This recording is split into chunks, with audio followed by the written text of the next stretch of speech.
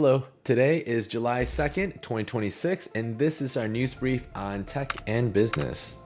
Anthropic ships Claude Sonnet 5, undercutting its own flagship pricing. Anthropic released Claude Sonnet 5 on June 30th, making it the default model across Claude's free and pro plans inside Claude Code, replacing Sonnet 4.6.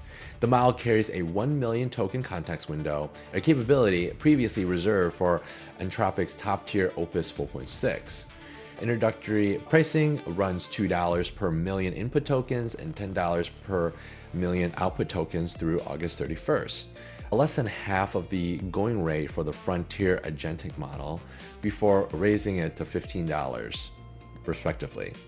GitHub made Sonnet 5 generally available inside GitHub Copilot the same day it shipped. So a little more context, the release lands as OpenAI, Google, and Anthropic executives increasingly describe the Frontier race as neck to neck, competing now on cost and speed rather than raw capability. It follows reporting this week that enterprise customers are shifting from token maxing towards efficiency, pushing labs to cut prices to retain large accounts.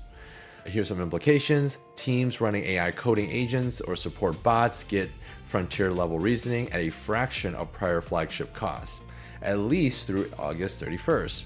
The pricing reset raises the bar for competitors like Google and OpenAI now face pressure to match or undercut this rate on their new releases. Competition is great for consumers. California becomes first state to put Claude inside every agency. Governor Gavin Newsom on June 29th, a deal giving all California state agencies access to Claude at a 50% discount through state's new statewide IT shared services portal. The first time a U.S. state has rolled out one AI tool across every agency at once, rather than isolated pilots. The same discounted terms extend to California cities and counties. Anthropic will provide free workforce training and technical assistance to state workers as part of the deal. DMV and the Department of Healthcare Services are already using Claude for customer service and internal workflows, per the announcement. A little more context, the deal follows a year of scattered single department AI pilots across state government that had not previously been consolidated into one statewide contract. It comes the same week Anthropic also cut consumer and developer pricing for Sonnet 5, extending its discount strategy to public sector buyers. So here's some implications. Other state governments now have a concrete pricing and rollout template to reference when negotiating their own AI vendor deals.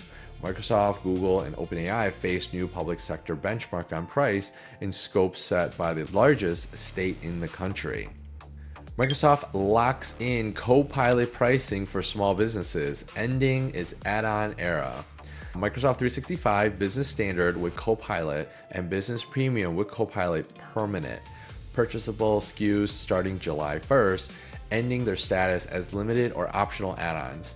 Pricing is set to $23.50 per user per month for Business Standard with Copilot and $32 per user per month for Business Premium with Copilot, for 1 to 300 seats on annual billing. The change bundles the AI assistant directly into core small business subscription tiers rather than leaving it as separate purchase decisions. So a little more context, Copilot had previously been sold as an optional add-on layered into existing small business M365 plans, not a standing permanent SKU. The move is part of Microsoft's broader July 1st commercial pricing update across the full 365 suite. So here's the implication to this. Small businesses now face a fixed, predictable AI line item cost rather than negotiating an add-on purchase each renewal. Competitors bundling AI into productivity suites like Google Workspace with Gemini now compete against publicly posted Microsoft price point. Like my personal take, it's not a surprise. We use Google Workspace, and Google forced Gemini, their AI tool, into our subscription, and then they also upped the price, right? So forced it in, that was step one. And then step two, increasing pricing, because now they offered AI into it. That's what I see more and more of these companies are doing. They're just forcing and wrapping it into it because AI is not cheap, it's not free. The cost has to be covered somewhere. UN launches global AI oversight body co-chaired by a sitting president and a Fortune 500 CEO. The UN, with the International Telecommunication Union, announced that the AI for Good Global Commission on July 1st, with its first meeting scheduled July 8th in Geneva. Salesforce CEO Mark Benioff and modern president Paul Kenjame will co-chair the bodies. Members include Amazon CEO Andy Jassy, Microsoft President Brad Smith, NVIDIA CEO Jensen Huang, and Anthropic's co-founder Jack Clark, and Cohere co-founder Aidan Gomez, alongside tech policymakers from Kazakhstan and Saudi Arabia, Singapore, and Nigeria. The Commission's first meeting follows the UN's Global Dialogue on AI Governance on July 6th through 7th and opens during ITU's 7th AI for Good Global Summit. The Commission consolidates a previously fragmented landscape of national AI rulebooks, Europe's risk-based approach, US security-driven restrictions, and state-backed efforts in Asia into one standing global forum. This is the first body to pair sitting heads of state directly with sitting tech CEOs inside one standing AI commission, rather than issuing separate statements or pledges. So here's some implications to this. Businesses operating across multiple countries now have a single body to watch for early signals on cross-border AI rules instead of tracking each region separately. Critics have already flagged the Commission's membership as tilted towards the companies it's meant to help govern, a credibility question that will shape how much authority it actually carries. I love to see like professors, researchers inside this body more so rather than just like CEOs, right? Yes, it's good to have the CEOs, but more experts in this. And it's not just the intention is backed by capitalism, right? So Datadog announced on June 30th that it's acquired Adaptive ML, a startup building a reinforcement learning program for enterprises to train and deploy their own specialized AI agents. Choosing to build agent training technology in-house rather than licensing it from an outside vendor. Adaptive ML's team joins Datadog AI Research, the company's internal research division. Datadog shares rose as much as 3.65% to $269.87 the day the deal was announced. Financial terms were not disclosed. So context, the deal follows a pattern of infrastructure and ability companies acquiring AI model startups outright instead of integrating third-party models purely through APIs. Datadog says that acquired technology will feed its own world models and agentic LLM post-training work for observability.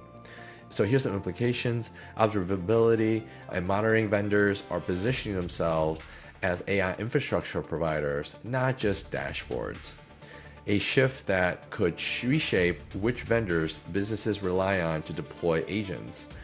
Enterprises already on Datadog may see agent training capability show up inside the platform sooner than expected, reducing the need for a separate AI vendor. So essentially, I see it as companies, as a vendor, they want to control as much of the ecosystem as possible. Like, hey, rather than going to another AI company to use your go through tokens, why don't you use ours, right? We have our own infrastructure, and since we already have access to your data, we can train the agent here internally for your data. So it's all about more control, and in the sales world is stickiness, creating more stickiness and locking in that customer. So I do have some concerns about that. I like to kind of, be separated from that and not be locked in. But, sometimes enterprises have no choice. Private equity firm Bridgepoint bets $1.39 billion on US real estate outside the AI deal frenzy. Bridgepoint announced on June 29th it will acquire Kenya Anderson Real Estate, a Boca-based real estate investment platform with $22 billion in assets under management for $1.39 billion in cash and stock. The deal adds real estate as Bridgepoint's fifth investment strategy, expanding its combined platform to roughly $117 billion in assets under management. Bridgepoint expects the deal to lift earnings per share by a mid-single-digit percentage in 2027 and by more than 20% in 2028. The transition is expected to close by the end of 2020. The acquisition lands the same week the Russell 2000 Small Cap Index hit a new all-time high on its sixth straight positive season. It's a reminder that large non-AI M&A is still moving, even with AI deals dominating this week's headlines, right? So here's the implication. Private equity still sees value in traditional asset management platforms, such as capital concentrates in AI, tech, and defensive tech. Renewed small and mid-cap investor interest reflected in the Russell 2000's run could loosen finance for deals outside the sector. And I agree, if I was a big investor or private equity, I wouldn't just put all my eggs into AI or defense tech. I'm concerned personally for the bubble. So it's good to diversify in this scenario. Sometimes the unsexy things is the way to invest. So that is our news briefing on tech and business for July 2nd. And if you like this type of news and content and updates, definitely follow for more, subscribe, comment below what your thoughts are, and see you next time.